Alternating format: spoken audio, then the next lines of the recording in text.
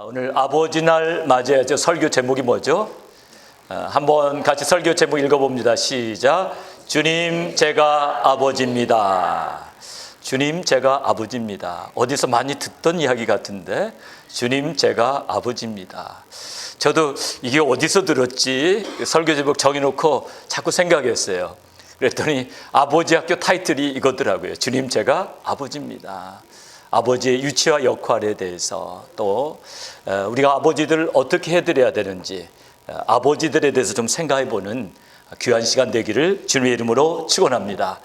5월이 이제 가정의 달인데요. 6월에 아버지 날 있어가지고 5월에 어머니 날 설교했고, 아름다운 어머니 윤희계 그 설교했던 거 기억나세요? 또 행복한 가정에 대해서 제가 한번 설교했고, 오늘 이제 아버지에 대해서 설교를 하면은 이렇게 가정이 쭉 연결이 될 줄 알아요. 무엇보다도 아버지가 행복하고 아버지가 믿음에 굳게 설 때 가정이 튼튼히 세워질 줄로 믿습니다. 아버지가 잘 세워져야 되는 너무너무 중요합니다. 근데 여러분, 왠지 모르게 아버지가 조금 약한 것 같아요. 보면은 한인타운의 그 매상을 보더라도 아버지 날 매상이 약해요. 또 우리 자녀들 돈 쓰는 거 봐도 평균이 나왔는데 어머니 날 150불 쓰고 아버지 날 100불 쓰고, 이렇게 아버지들이 차별을 좀 당하는 그게 큽니다. 그렇다고 해서 과연 아버지의 존재가 중요하지 않은가? 우리 자녀들이 유급할 때 엄마하고 부르는 애도 있지만 아이고 아버지 이렇게 부르는 자녀들도 있단 말이에요. 실제로 어느 아이가, 초등학교 아이가 아빠랑 고모부랑 이제 저수지로 놀러 갔습니다. 아빠하고 고모부는 저수지 밑에서 낚시질 하고 있었고, 이 초등학교 어린이는 튜브를 타고 물놀이 하고 있었는데요. 자꾸 이 튜브가 저수지 밑쪽으로 끌려가는 거예요. 그럼 큰일 나죠. 그때 어떻게 했겠습니까? 그때 다급하니까 불렀던 이름이 뭐겠어요? 아빠 하고 불렀죠. 아빠 하고 부르니까 아빠가 그 소리를 듣고 순식간에 달려온 거예요. 그 저수지 뚝 밑에 있었는데 고모부의 증언에 의하면은 슈퍼맨처럼 정말 점프해서 뛰어넘더라는 거예요. 그 점프해서 뛰어넘진 않았겠죠. 그렇게 달려왔겠죠. 유급한 상황 속에서 부성애가 나오는 겁니다. 그래서 아버지의 위치는 아무리 우리가 여러분 강조해도 지나친 게 아닙니다. 그럼에도 불구하고 왜 부성애는 모성애보다 뭔가 좀 약하게 느껴졌을까? 제가 가끔 말씀드리는 거지만 우리 전 세대, 우리 세대도 좀 그랬는지 모르지만 우리 전 세대 아버지들이 좀 저질렀던 죄악에 근거한 거예요. 폭군처럼 군림했던 몇몇 아버지 때문에 전체 아버지가 다 그렇게 취급받는 건 너무 억울한 거예요, 사실은. 그런데 우리도 모르게 아버지에 대해서 조금 무서운 사람이라는 그러한 어떤 고정관념이 있는 겁니다. 여러분 중에 그렇지 않은 분이 있다면 너무 할렐루야, 너무 감사한데요.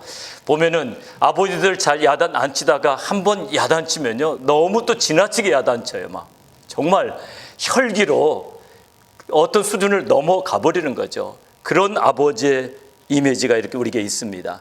또 그런가 하면 학교에서 주로 체벌하는 선생님들 다 어떤 선생님은 남자 선생님이에요. 이렇게 위쪽으로 벗고 오라고 그래갖고 막 우리 때는 운동장 막 6바퀴고 7바퀴고 돌리는 사람 다 누구냐면 남자 선생님이에요. 손 들으라고 해놓고는 그냥 퇴근해버린 사람도 보니까 남자 선생님이에요. 그런가 하면 말 한마디 잘못했다고 시계 풀어놓고 그냥 1, 2, 3 할 거 없이 뺨을 쳤던 선생님도 보면 남자 선생님이에요. 왠지 모르게 아버지에 대해서 어떠한 잘못된 고정관념, 그런 고정관념이 잘못됐다면 그 고정관념을 버리시게 되기를 주님의 이름으로 축원합니다. 우리 특별히 우리 자랄 때 보면 엄마가 외출한다면 막 말려요. 엄마 가지 말라고. 근데 아빠가 외출한다면 안 말려. 아빠 빨리 가시는 게 좋지. 집에 있는 것보다는. 그런 개념이 우리도 모르게 있단 말입니다. 우리가 꼭 기억해야 될 것은 부성애는 모성애에 절대로 뒤지지 않는다. 이번에 디즈니 그 리조트인가요? 거기에서 2살 먹은 남자아이가 물가에 서 있다가 악어에게 끌려가가지고 죽었습니다. 근데 악어에게 끌려가는 순간이 중요해요. 아이가 악어에게 끌려가는 순간에 아빠가 그냥 보고 있었을까요? 뛰어들었죠. 악어에게서 아이를 다시 가로채려고 뛰어들어갔지만은 악어가 너무 빨리 가지고 가로채질 못했죠. 그러나 그래도 아버지가 했던 일은 이 아버지 날에 오래도록 기억될 줄 믿습니다. 사랑하는 여러분, 부성애는 모성애에 절대로 뒤지지 않습니다. 저는 부성애를 잘 부각시킨 뛰어난 작품이 가시고기라고 생각해요. 혹시 가시고기 영화 보신 분 있는지 모르는데요. 가시고기 한 10여 년 전인가요? 한국에서 미국 들어오면서 가시고기 그 소설을 읽으면서 얼마나 많이 울었는지 몰라요. 다 보면. 근데 가시고기가 한 가지 왜곡시킨 게 있어요. 엄마 가시고기를 못된 엄마로 이렇게 왜곡시켰는데, 하여튼 보면은 거기 보면 엄마 가시고기는 알을 낳은 다음에 어떻게 합니까? 알을 낳은 다음에 아빠 가시고기와 알을 놔두고 떠나버려요. 그래가지고 마치 그 소설 속에서 남편과 아들을 놔두고 자기 출세 때문에 떠나버린 그 어떠한 나쁜 엄마를 부각시킨 겁니다. 그래서 여기 엄마 가시고기들이 여기 명예훼손으로 고소할 수가 없으니까 여성 인권단체에서 격렬한 항의를 이 가시고기에 했던 걸로 기억이 됩니다. 어쨌든 가시고기에 보면은 아빠 가시고기가 이제 부각이 됩니다. 사실은 엄마 가시고기는 어떻게 되는 겁니까? 알을 낳은 다음에. 아세요? 엄마 가시고기는 알을 낳은 다음에 절대 떠나는 게 아니에요. 대부분의 암컷들은 어떻게 됩니까? 알을 낳으면은, 아시는 분 계세요? 죽습니다. 알을 낳으면 모든 에너지 다 소진돼 버리는 거예요. 그러니까 그 알을 낳자마자 대부분의 암컷들은 죽습니다. 죽은 거지 떠난 게 아니에요. 그 다음에 해야 될 일은 뭡니까? 당연히 아빠 가시고기가 해야 되는데, 이 가시고기라는 소설에서 엄마는 비정한 엄마로 떠나버리고, 이제 아빠 가시고기가 어떻게 합니까? 꼬리를 막 흔들어서 그 새끼들에게 맑은 물을 공급해 주는 거예요. 산소를 공급해 주고, 또 적들이 침입하면 어떻습니까? 이렇게 지느러미를 세우고 막 정말 살이 찢기도록 막 싸우고, 그런 아빠 가시고기를 부각시키죠. 그리고 이제 새끼들이 나올 때쯤 되면은 엄마 가시고기는 다 이제 소진돼 가지고 죽고 말아요. 그러면은 새끼 가시고기들이 어떻게 합니까? 그 살을 다 뜯어먹고 힘을 얻어 가지고 이제 움직이게 됩니다. 이게 가시고기 이야기인데요. 작가는 이것을 통해서 우리를 위해서 십자가에서 살을 찢으시고 마지막 피 한 방울까지 다 흘리셔서 우리를 구원하신 예수님의 사랑을 부각시켰던 겁니다. 그 사랑처럼 아빠 가시고기가 이렇게 헌신했던 것을 보여주고 있는 겁니다. 여러분, 이 귀한 아버지 날에 부성애가 절대로 약하지 않다는 것을 기억했으면 좋겠어요. 이민 1세대 아버지들 많이 힘듭니다. 어머니 날 말씀드렸지만 이미 1세대 어머니들도 힘들어요. 어머니나 아버지나 옛날에 어머니들 일 안 했잖아요. 어머니들도 너무 힘드세요. 특별히 아버지들 자기 적성에 전혀 관계없는 일을 하는 거예요. 그러니까 고통스러운 거예요. 그러나 그 일을 그만둘 수가 없습니다. 왜냐하면 가족들의 부양의 책임이 어깨에 달려있기 때문에 그걸 그만둘 수가 없는 거죠. 한 25년 전인가 제가 어느 목사님 가정에 잠시 얹혀 있을 때, 그 집에 머물고 있을 때 어느 날 그 집 그 고등학생 2명에게 음식을 사주려고 잭 인 더 박스라는 그런 패스트푸드 레스토랑에 갔습니다. 너희들 원하는 걸 많이 시켜라 했더니 이제 좋아가지고 이것저것 막 시켰어요. 그런데 나중에 나온 것 보니까 시킨 거하고 너무 동떨어지게 나왔습니다. 고등학교 3학년 그 형은 좀 다혈질이었어요. 그러니까 음식 오다를 했던 그 청년한테 막 따졌습니다. 그러니까 이 청년이 잘못 나왔으면은 사과해야 되는데 사과를 안 하는 거예요. 더 열받아갖고 더 따지게 됐습니다. 급기야 이 형은 매니저를 불렀습니다. 매니저가 나와가지고 그 친구에게 손님들에게 사과하라고 그랬습니다. 손님들에게 사과하고 바른 오더로 다시 해주라고 그랬습니다. 그랬더니 그 친구가 어떻게 했겠습니까? 젊은 청년이니까 이렇게 화가 나가지고요, 에프론을 벗어서 집어 던져버리고 떠나버리고 말았어요.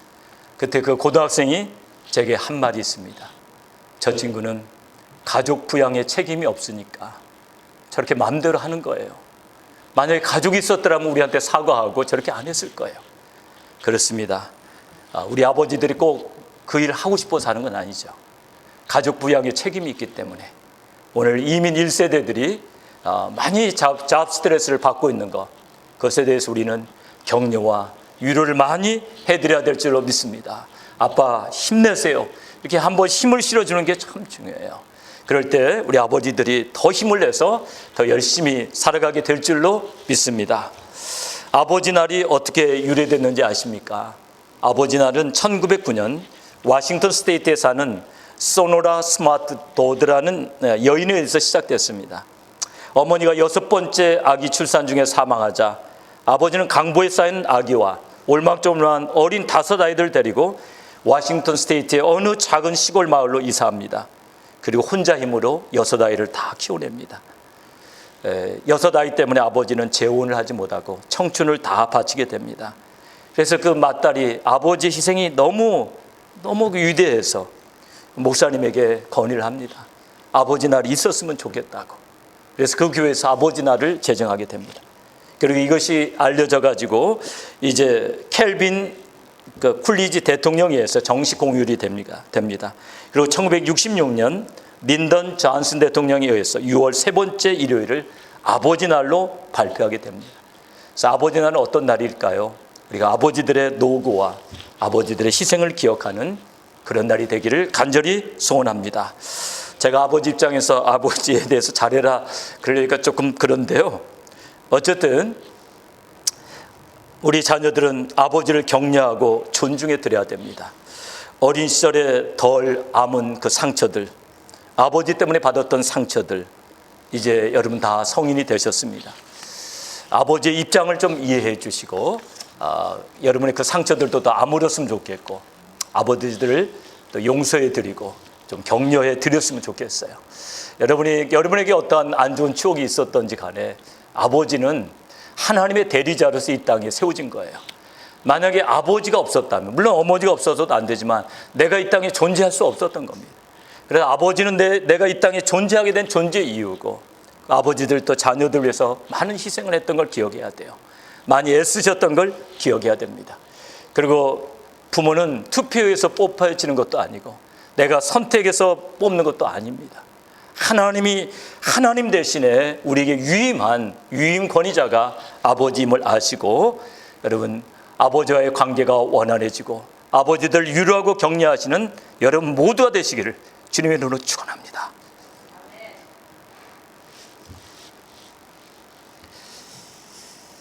저는 오늘 어느 평범한 아들이 연로한 아버지에게 보내는 편지를 소개하기를 원합니다. 목사님이 이렇게 평범한 편지를 소개합니까? 그런 분이 있을 텐데요. 여러분 극적인 것은 주로 영화 속에 있는 겁니다. 평범한 가운데 진리가 있습니다. 평범한 가운데 우리의 실천사항이 있습니다. 그래서 아주 평범한 아들이 아주 평범한 아버지에게, 그것도 아주 연로한 아버지에게 보내는 편지, 인생의 끝자락을 살고 있는 아버지에게 보내는 편지를 제가 읽어드리도록 하겠습니다. 아버지 날에 보내는 편지입니다. 아버지 늘 평안하신지요? 아버지 날을 맞이하여 아버지께 진심으로 감사를 드립니다. 무엇보다도 아버지가 계셨기에 제가 이 땅에 존재할 수 있었으며, 또한 아버지가 저를 위해 많은 것을 희생하셨기에 제가 학교도 잘 마치고 사회에 유익을 가져다주는 건강한 사회인이 될 수 있었던 것 같습니다. 또한 아버지가 먼저 예수를 믿으셨기 때문에 저도 예수를 믿고 오늘날 하나님 나라에 꼭 필요한 사람이 된 것 같습니다. 아버지, 몸이 많이 불편하시겠지만 아버지가 살아계신 것이 우리 모두의 자랑이며 우리 모두에게 큰 힘이 되고 있습니다. 아버지를 인하여 우리 형제들이 다 예수 잘 믿고 하나님 보시기에 아름답고 행복하게 살고 있기 때문입니다. 아버지 힘내세요. 아버지를 위해 항상 기도하고 있어요. 앞으로 더 자주 찾아뵐게요. 늘 행복하세요. 평범한 편지가 되겠죠. 오늘 아버지 날 여러분의 작은 사랑을, 여러분의 작은 위로와 감사를 아버지께 드리면 우리 아버지께서 얼마나 기뻐하실까, 그런 생각을 하게 됩니다. 오래전에 저희 아버님으로부터 전화가 왔는데 병원에 입원했는데 병원비가 좀 필요하다고 그런 전화였습니다. 액수는 크지 않았지만 그 당시에 경제적으로 어려웠던 저에게는 좀 부담이 됐습니다. 아버지가 병원비라고 하는데 그 병원비를 안 보낼 수가 없잖아요. 그래서 병원비를 입체해서 보내드리고 형님에게 전화를 했습니다. 그래서 형님이 펄쩍 뛰는 거예요. 아니 병원비 다 치러드리고 용돈도 드렸는데 무슨 말이냐고 그렇게 이야기하는 겁니다. 그래서 저는 형님 그거 아버지한테 따져 묻지 마세요 그랬습니다. 아버지에게 무슨 사정이 있겠죠. 그런 이야기를 했습니다. 아버지가 그렇게 이중으로 돈을 받아내는 데는 사정이 있겠죠. 그래서 문득 제가 유학생활 하던 시절이 생각났어요. 굉장히 어려운 형편에서 아버지가 뭔가 어디에서 돈을 조달해가지고 저를 유학을 보낸 겁니다. 그리고 제가 학비가 없을 때 어렵게 전화를 합니다. 학비 좀 어떻게 해주실 수 없겠느냐고. 그러면 얼마 있지 않아서 학비가 옵니다. 나중에 알고 보니까 그 학비들은 다 빚을 내서 보냈던 겁니다. 그러니까 제가 아버지한테 해드린 것보다는 아버지가 해드렸던 게 엄청나게 많았던 거예요. 고작 병원비 이중으로 타드신 거. 우리 이중으로 타먹은 거 없습니까? 그동안에 학교 다닐 때 여러분 이중으로 전혀 안 타먹으셨습니까? 한번 생각해 보세요. 금방 책 사놓고 또 책 산다고? 혹시 학교에 꼭 필요한 것도 아닌데 필요하다고? 학비를 한번 꼼짝 못하는 아버지를 움직이기 위해서 학교에 필요하다고 이렇게 말한 적은 없을까요? 나이가 들면서 아버지에게도 사정이 있는 거예요. 어떤 할머니한테 빵 사줄지도 모르고 무슨 사정이 다 있지 않겠습니까? 그래서 그 아버지들을 조금 더 격려해 드릴 수 있다면, 이해해 드릴 수 있다면 아버지 날이 얼마나 복될까 그런 생각을 합니다. 그리고 노년기를 맞이하는 우리 아버지들이요, 모르겠어요. 여러분 부모님들 중에는 젊은 시절하고 전혀 변함없이 노년기까지 사시는 분도 있겠지만 저희 아버님을 보니까 그렇지 않더라고요. 그렇게 명랑쾌활하시고 그렇게 군인답게 씩씩하던 분이요, 85세까지 자동차를 몰고 운전을 다니고 밭에서 나는 농작물을 여기저기 나누어 드리고 그랬던 분이 전립선 수술과 함께 약해지기 시작했습니다. 그러면서 가끔 저한테 외롭다는 그런 이야기를 했습니다. 외로우니까 전화 많이 해달라고. 급기야는 어머니가 돌아가신 다음에는 저희 아버지에게 조급증, 강박증, 무력감 이런 것들이 몰려왔습니다. 그래서 화를 내면 펄쩍펄쩍 뛰면서 화를 내신다는 거예요. 그 이야기를 들으면서 굉장히 저희 형제들이 난감해하는 거였습니다. 그때 제가 그런 생각을 했습니다. 연세가 많이 들면 제2의 사춘기, 제2의 반항기가 올 수 있다는 것을 왜 자녀들이 이해해 주지 않느냐 이거예요. 아버지에게도 그런 날을 누릴 수 있는 특권이 있다는 걸 우리가 이해해 드려야죠. 인정해 드려야죠. 그래서 여러분의 만약에 부모님들이 양론에 계시는데 펄쩍펄쩍 뛰거나 그럴 때도 맞서서 싸우시면 안 됩니다. 창피하게 이게 뭐냐고 그러면 안 됩니다. 우리 아버지 편을 들어야 됩니다. 누가 아버지를 이렇게 힘들게 했는지 모르겠다고 그렇게 해놓고 나중에 아버지 그러시면 안 되죠. 이렇게 하는 것이 자녀의 도리입니다. 모든 입장에서는 아버지 입장에 쓰셔야 돼요. 그리고 나중에 좋게 조용히 그분을 다시 이렇게 잘 이렇게 교정해 드려야 됩니다. 오늘 아버지 날을 맞이해서 많이 약해지는 아버지들에게 여러분이 위로와 격려를 드리는 복된 날 되시기를 주님의 이름으로 축원합니다. 오늘 그 메인 팀은 아까 말한 대로 제가 아버지입니다 이거예요. 그래서 오늘 먼저 우리 자녀들에게 또 우리 가족들에게 아버지들 좀 격려해 달라는 부탁을 드렸고요. 아버지들도 또 격려 받아야 됩니다. 격려 받아야지 힘이 납니다. 그렇게 해 주셔야 돼요. 이렇게 한 번의 격려가 얼마나 힘이 되는지 몰라요. 아버지가 살아계신 게 내게는 큰 자랑입니다. 저희 아버님한테 제가 그렇게 말씀드렸더니 저희 아버님이 얼마나 힘을 얻었는지 몰라요. 아버지 그냥 살아만 계셔도 그것이 우리에게 힘입니다. 그게 얼마나 뿌듯한지 몰라요. 그런 격려들이 필요합니다. 그리고 우리 아버지들은 어떻게 해야 됩니까? 주님 제가 아버지입니다. 아버지의 위치에 쓰셔야 됩니다. 왜냐하면 우리 하나님께서 우리가 아버지의 위치에 있기를 원합니다. 아버지 상을 정립하기를 원합니다. 첫째로 아버지 상은 어떤 아버지 상이어야 될까요? 바로 가정을 여러분이 다스리는 아버지 상이 되어야 됩니다. 우리 주님께서 모든 만물을 만드시고 마지막에 인간을 만드시고 말씀하셨습니다. 땅을 정복하라. 모든 생물을 다스리라. 한번 따라서 해보시라 합니다. 땅을 정복하라. 모든 생물을 다스리라. 그걸 누구에게 주냐면 아담에게 주신 겁니다. 아담에게. 그래서 여러분 가정을 다스리는 첫 번째 책임, 가정의 최고 책임자가 누구냐면 아버지예요. 우리 선악과를 따먹었을 때도 누가 먼저 따먹었습니까? 하와가 먼저 따먹었어요. 그리고 그냥 눈웃음을 치면서 아담도 먹으라고 그러니까 애교 때문에 그냥 넘어가 버렸어요. 그러니까 정말 야단 맞아야 될 사람은 누구예요? 하하가 야단 맞아요. 어찌 네가 그렇게 했느냐고. 네 남편까지 범죄하게 했느냐고 야단을 맞았는데 하와를 먼저 야단치고 누구를 야단칩니까? 아담을 부르는 거예요. 아담 나와. 아담. 난감했을 거야 아담이. 네가 책임자 아니냐. 너 보고 가정을 다스리라고 하지 않냐. 왜 범죄했느냐. 그걸 물었어요. 학교에서 옛날에 말씀 들을 때 선생님이 어떻게 물어봅니까? 네 아버지 뭐 하시냐? 이렇게 물어보지. 네 어머니 뭐 하시냐? 네 어머니 뭐 하시냐 물어봤자죠 뭐 그때. 뭐 해요? 밥하고 있죠. 안 물어보죠. 네 아버지 뭐 하시냐? 한국은 아버지 위치를 가지고 그 가문을 평가하죠. 근데 선생님을 꼼짝 못하게 하는 방법이 딱 하나 있어요. 네 아버지 뭐 하시냐? 국가 기밀입니다. 이러면 선생님 됐다 앉아. 이렇게 나올 겁니다. 세상에서는 아버지의 부와 아버지의 권력과 여기에 관심이 많죠. 제가 잘할 때만 하더라도요. 아주 고급 승용차가 지나가면 교통순경이 경례까지 붙여요. 경의를 표합니다. 그거 가지고 아버지들을 평가했어요. 그래서 아버지들이 얼마나 부를 가지고 있느냐에 따라서 가정 전체가 왔다 갔다 했는데요. 크리스찬 가정은 그러면 안 돼요. 그건 잘못된 거예요. 그러한 부나 성공을 가지고 그 가정을 평가하면 안 돼요. 크리스찬 가정은 어떻게 돼야 될까요? 우리 같이 성경 말씀을 한 절을 봅니다. 우리 같이 디모데전서 2장 12절을 봅니다. 디모데전서 2장 12절 같이 봅니다. 시작. 집사들은 한 아내의 남편이 되어 자녀와 자기 집을 잘 다스리는 자일지니. 집사들이 꼭 결혼해야 된다는 게 아니라 한 아내의 남편만 돼야 돼. 옛날에는 여자들 많이 얻었기 때문에 한 아내의 남편이 되고, 그 다음에 어떻게 해야 됩니까?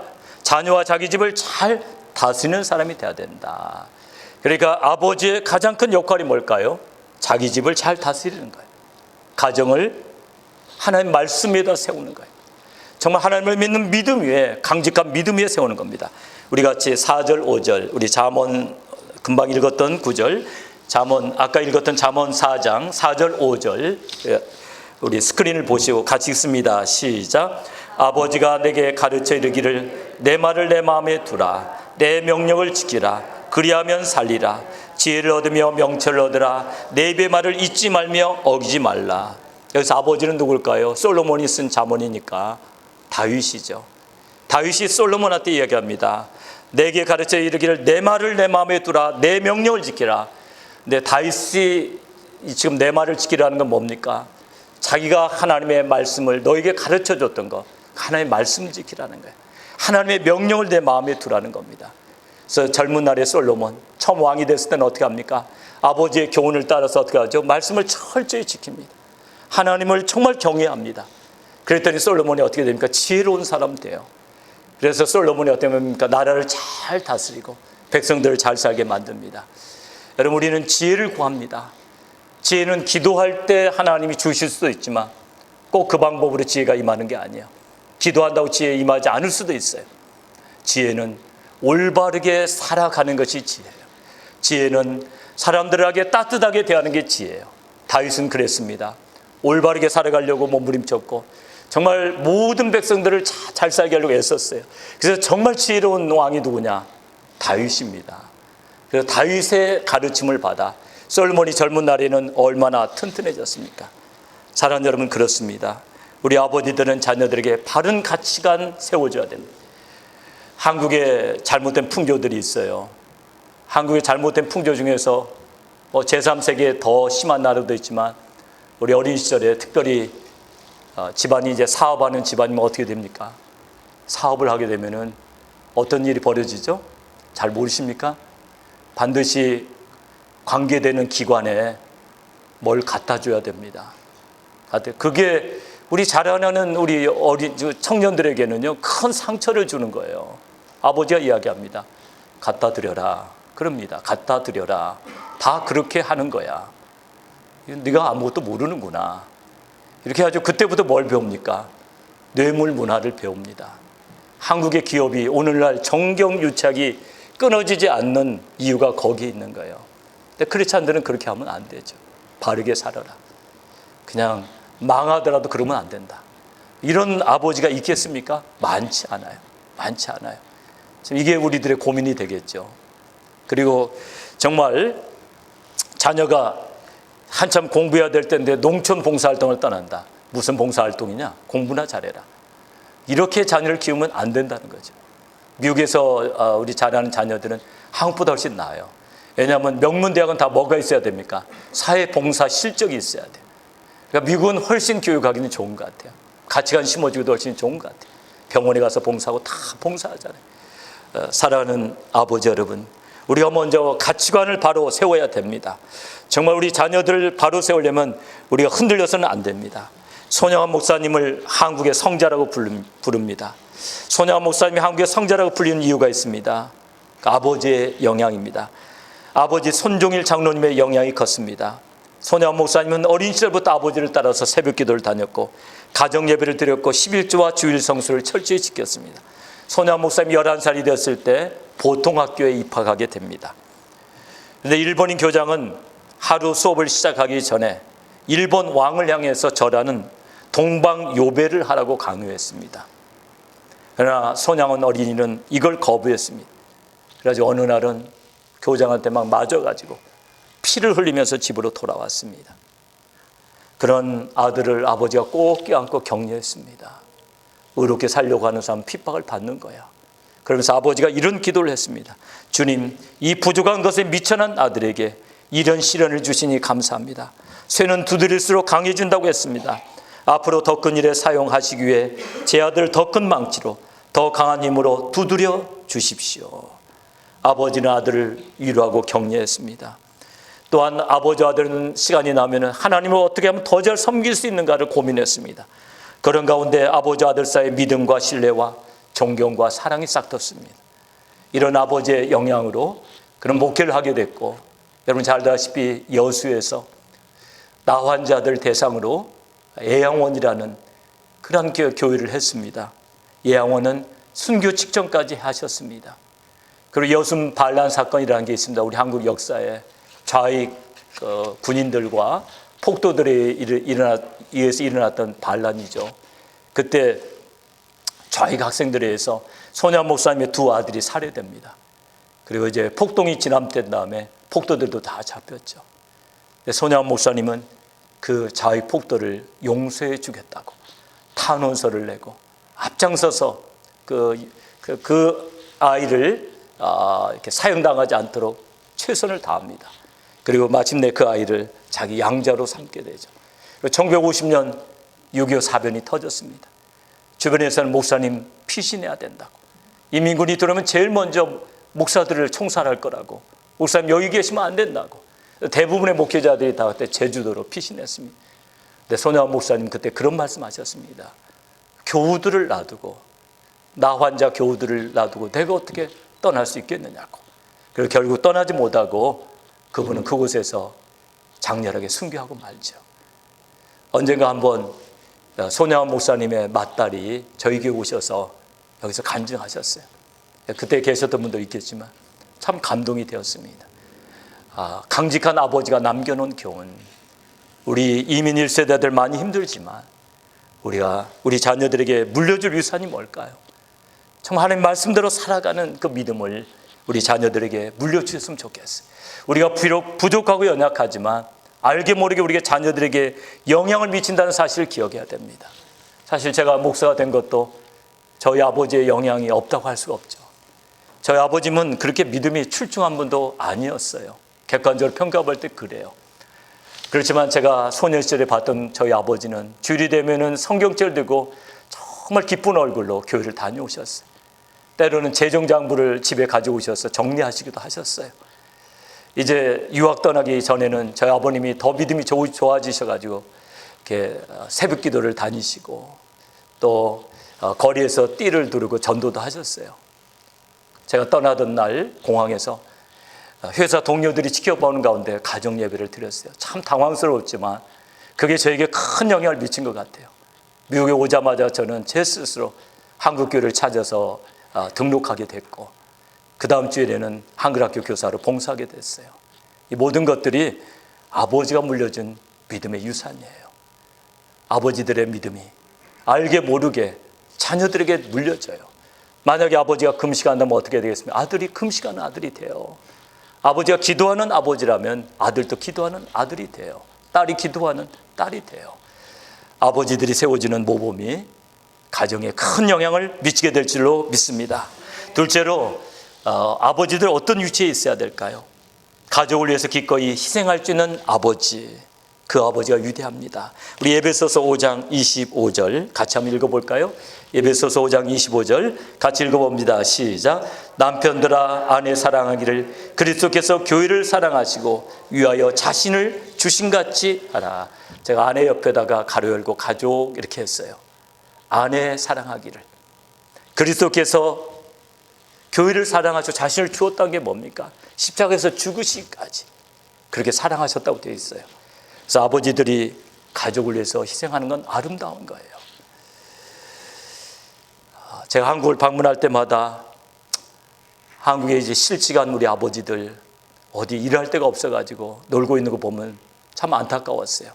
그러다가 장애인 시설에 가서 봉사합니다. 그럴 때 참 보기 좋았어요. 그래도 이 아버지가 적은 돈이지만 가족을 위해서 일하는구나. 언제 또 가보니까 택시 운전을 해요. 옛날에 회사에서 상당히 높은 위치에 있었던 분이 택시 운전을 하시더라고요. 그거 하고 싶겠어요. 사회적 체면이 있잖아요.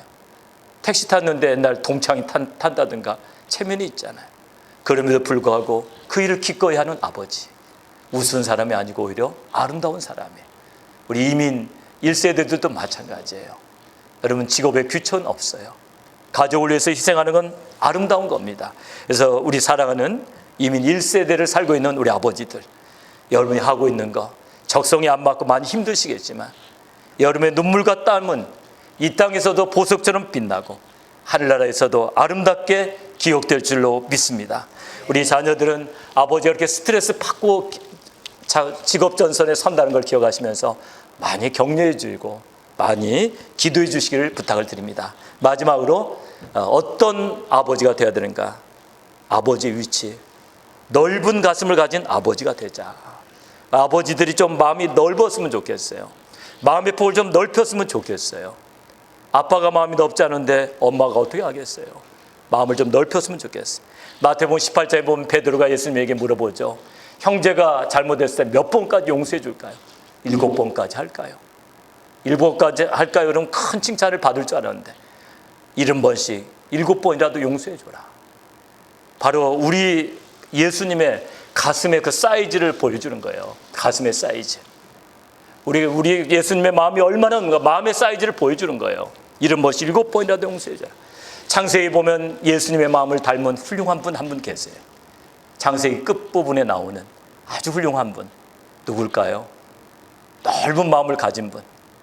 형제들이 자기를 노예로 팔아버렸는데도 국무총리가 되고 형제들 다 끌어안았던 훌륭한 분.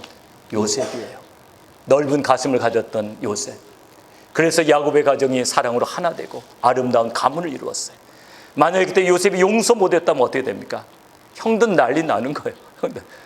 만약에 요셉이 그 용서 못했더라면 그 애굽에 살아도 형들이 가시방석에 있는 것처럼 불편했을 것 같아요. 그런데 먼저 어떻게 합니까? 다 끌어안잖아요. 옛날 일이에요. 잊어버려요. 하나님이 나 국무총리 만들려고 일부러 나를 노예로 팔리게 한 거예요. 형들 잘못한 거 아니에요. 다 이해해요. 얼마나 아름다워요. 보통 근데 동생 같으면 어떻게 될까요? 그런 상처가 마음에 있었으면 어떻게 할까요? 국무총리까지 위치에 있으면 어떻게 할까요? 어떻게 할까요? 용서는 해줘도 추방. 내 눈에 안 보이는 지구 반대편으로 추방. 형들은 지구 반대편으로 다 떠나시오. 이래버렸으면 어떻게 될까요? 갑자기 그냥 성경 이야기가 이상하게 되죠. 그런데 어떻게 합니까? 왕에게 이야기해서 어떻게 가장 좋은 땅, 형제들이 정착하기 가장 좋은 땅에 그것도 아주 풍성하게 모든 거 다 공급해주고 집을 지어주고 요셉의 아름다운 마음을 오늘 우리가 기억하게 되기를 주님의 이름으로 축원합니다. 누가복음 15장에 보면 또 마음이 아주 넓은 아버지 하나 나오죠. 아들이 재산을 가지고 멀리 가고 다 탕진해 버리고 아들이 돌아왔습니다. 그런데 어떻게 합니까? 그 아버지가 넓은 가슴으로 아들을 끌어안죠. 끌어안고 너무 자랐다고 네가 이렇게 쇠약하냐고 빨리 송아지 잡으라고 옷이 이게 뭐냐고 좋은 옷 입히라고 그냥 용서로 끝나는 것이 아니라 풍성한 잔치를 하자. 얼마나 넓은 아버지예요. 근데 마음이 좁은 아버지 같으면 어떡합니까? 재산 다 날리고 왔어? 저쪽 구석에 가서 뿌려 앉아 있든지 말든지. 꼴도 보기 싫은 놈 같으라고. 만약에 그랬다면 그 상처 때문에 다시 가출해야 돼. 근데 이 넓은 아버지가 이렇게 넓게 끌어안았기 때문에 이 탕자가 어떻게 됐을 거라고 생각합니까? 그때부터 정말 모범생으로 아버지가 시키지 않은 일까지 하면서 큰아들보다도 더 모범적인 아들이 되었을 줄로 믿습니다. 우리 귀한 아버지들의 위치, 마음의 폭을 넓히라. 넓은 마음을 가지라. 저는 우리 아버지들이 그런 아버지 되기를 주님의 이름으로 축원합니다. 또 우리 자녀들에게요, 관용을 좀 베푸시면 좋겠어요. 우리 젊은 아버지들도 있는데요, 특별히 자녀가 가져오는 성적표, 아무리 성적이 나빠도 존중해 주시기를 바랍니다. 존중해 주시기. 성적표를 딱 보는 순간에 한국의 부모들은 어떻게 합니까? 한국의 부모들이 세는 건 A밖에는 세지 않아요. A가 아닌 건 점수가 아니다. 이렇게 돼요. 그건 나쁜 거예요. C와 D를 맞아왔더라도 너는 이렇게 너 그렇게 C와 D를 잘 맞아오냐? A와 B를 맞아와도 될 텐데. 그리고 끌어안고 기도해 주면 상처가 안 될 건데요. 심지어 어떤 아버지는 이 성적표를 집어 던져버린, 이걸 성적이라고 봐도 않냐고 던져버린, 그러면 이게 큰 상처가 됩니다. 아무 유익이 없는 거예요. 오히려 끌어안고 기도해 줬더라면 하나님 우리 딸에게 아들에게 지혜를 달라고. 괜찮아, 성적이 다는 아니잖아. 그러나 공부도 더 잘해야지. 덧붙이긴 해야죠. 도와줄게. 어떻게 할까? 튜터를 붙일까? 아니면 아빠랑 엄마랑 같이 공부해 볼까? 도와줄 수 있는 나이라면 그렇게 따뜻하게 접근해 가야 됩니다. 우리 넓은 마음을 가진 아버지, 에베소서 6장 4절에 또 아비들아 너희 자녀를 노엽게 하지 말고 오직 주의 교양과 훈계로 양육하라. 여러분, 그와 같은 아버지들이 다 되시기를 주님의 이름으로 축원합니다. 제가 우리 한국의 아버지들에게 부탁드리고 원하는 것은요, 화날 때는 자녀들하고 이야기하지 마세요. 혈기가 날 때는 무릎을 꿇으세요. 내일 이야기하자. 내일 이야기하자. 그리고 기도하시는 거예요. 기도하고 야단치리라. 그러면은 여러분 마음이 넓어져. 기도하고 야단치리라. 따라서 해주시기 바랍니다. 기도하고 야단치리라. 다시 한번 기도하고 야단치리라. 그러면 마음이 넓어져요. 기도하면 어떻게 되는지 아십니까? 누구 때문에 너무 마음이 상해서 기도하면 불쌍한 생각이 그때 또 하필이면 들어와요. 아이고, 저 사람도 저러니까 저러겠지. 어떻게 해볼 수가 없는 거예요. 그러니까 기도하면은 마음이 넓어집니다. 적용을 보십니다. 오늘 말씀의 적용. 가족들은 어떻게 합니까? 같이 한번 가족들은 그 밑에 같이 읽어봅니다. 시작. 아버지를 존중하고 격려해 드리자. 또 아버지들은 강직한 믿음으로 가정을 잘 다스리는 아버지가 되자. 가족을 위하여 기꺼이 희생할 줄 아는 아버지가 되자. 넓은 가슴을 가진 아버지가 되자. 오늘 설교 제목이 뭐라고요? 주님, 제가 아버지입니다. 각자 해당되는 거 놓고 기도하자고요. 그리고 우리 가족들도 아버지들 위해서 오늘은 기도해 주세요. 아버지들의 아버지 위치에 서고 아버지들이 지치지 않고, 그래서 가정이 튼튼해지고 교회가 튼튼해지고 우리 사회가 튼튼해지도록 우리 시간에 우리 주님 앞에 한번 간절히 같이 통성으로 같이 기도하겠습니다.